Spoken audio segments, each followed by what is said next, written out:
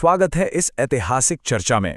आज हम मध्यकालीन दक्षिण भारत के दो सबसे बड़े और ताकतवर साम्राज्यों के महाकाव्य संघर्ष की बात करने वाले हैं। ये इतिहास का वो दौर है जिसने आज के भारत की वास्तुकला, संस्कृति और व्यापारिक नींव को बहुत गहराई से प्रभावित किया है। तो चलिए बिना किसी देरी के सीधे इस रोमांचक विषय में गोता लगाते हैं और देखते हैं कि उस समय का माहौल असल में कैसा था। अब इस पूरे युग को समझने के लिए सबसे पहले एक बड़ा सवाल उठता है। 14वीं शताब्दी के दौरान जब उत्तर भारत में राजनीतिक उथल-पुथल मची हुई थी, तब दक्षिण भारत के असीम संसाधनों, उपजाऊ जमीन और बेशुमार दौलत पर असल में किसका कब्जा था?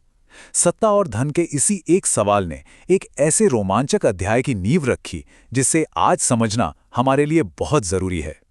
इस पूरी कहानी को हम मुख्य लोक से 4 हिस्सों में समझेंगे।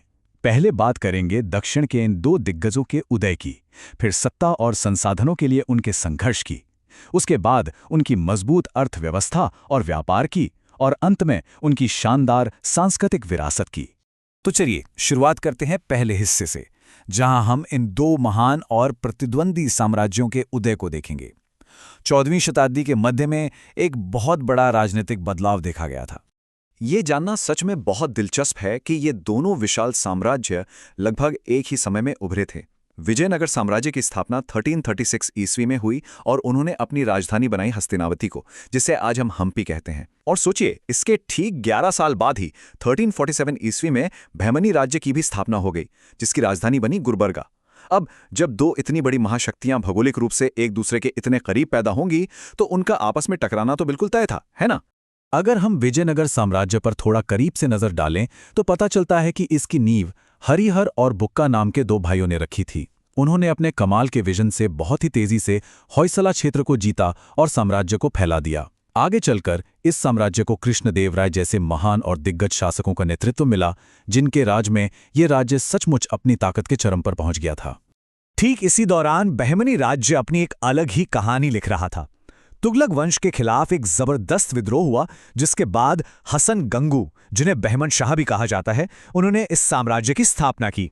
और देखते ही देखते इसका विस्तार गुलबर्गा, दौलताबाद, बरार और बीदर तक फैल गया। फिरोज शाह जैसे ताकतवर शासक और महमूद गवाह जैसे एक बेहद होशियार वजीर की कूटनीति की वजह से बहमनी राज्य को एक बहुत ही मजबूत प्रशासनिक ढांचा मिला।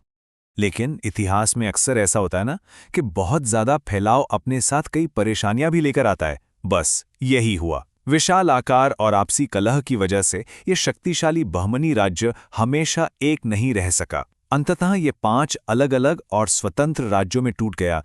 ये थे अहमदनगर, गोलकुंडा, बीजापुर, बरार और बीदर। इस बंटवारे ने यकीनन दक्षिण भारत की राजनीति को पूरी तरह से बदल कर रख दिया। अब आते हैं कहानी के अगले पड़ाव पर, जो है सत्ता और संसाधनों के लिए हुआ वो भयंकर संघर्ष, जिसे जीतना दोनों ही गुटों का अंतिम लक्ष्य था। एक बात तो बिल्कुल साफ है कि बहमनी और विजयनगर के बीच की ये लड़ाई कभी भी सिर्फ जमीन के एक छोटे से टुकड़े के लिए नहीं थी।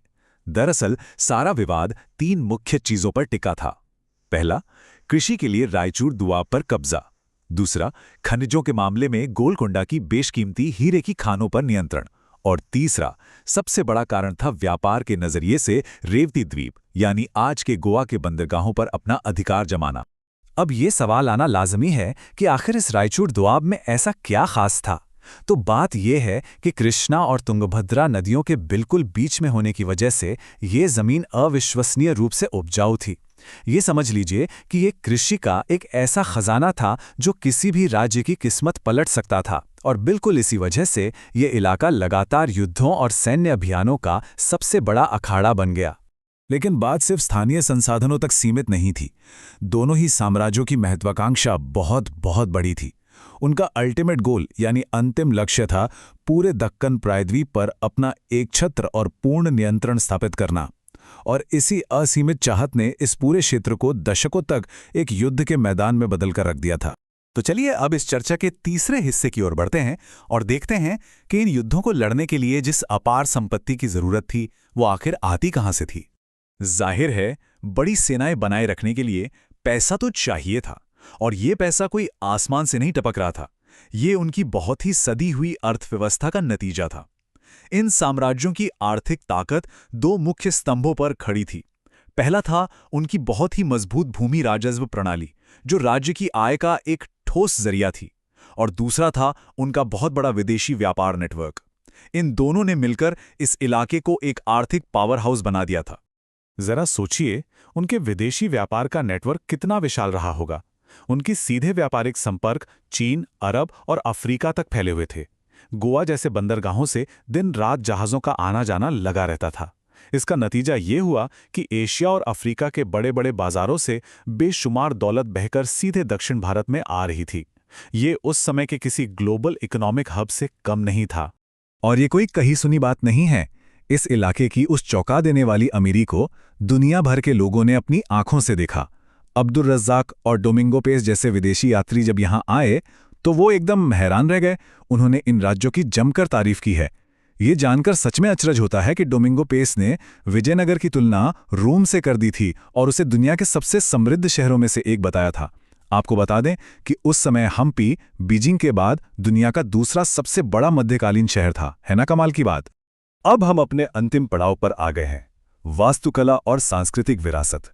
वो पत्थर जो आज भी उस सुनहरे दौर की कहानी कहते हैं। भले ही उनके बीच कितनी भी भयंकर दुश्मनी रही हो, लेकिन यह दौर सिर्फ तलवारों और लड़ाइयों का नहीं था।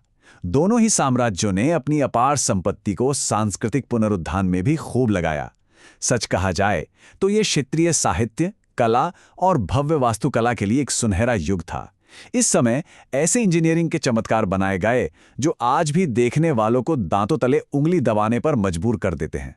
इन शानदार इमारतों को अगर हम साथ रखकर देखें तो एक बहुत ही खूबसूरत कंट्रास्ट नजर आता है।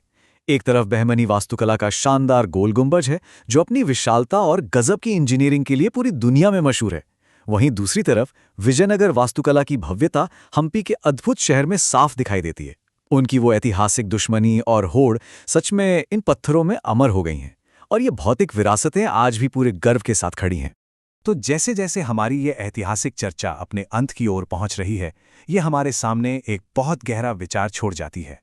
जिन संसाधनों, अथाह धन और व्यापारिक कब्जे ने इन दिग्गजों को इतनी ऊंचाइयों पर पहुंचाया, क्या उसी असीमित भूख और लगातार युद्धों ने अंततः उनके विनाश के बीज भी बो दिए थे? इतिहास के पन्नों को पलटते हुए ये यकीनन एक ऐसा सवाल है जिस पर हमें गहराई से सोचना चाहिए। और इसी एक विचार के साथ आज की हमारी ये चर्चा यहीं खत्म होती है। इस रोमांचक ऐतिहासिक सफर में साथ बने रहने के लिए बहुत बहुत धन्यवाद।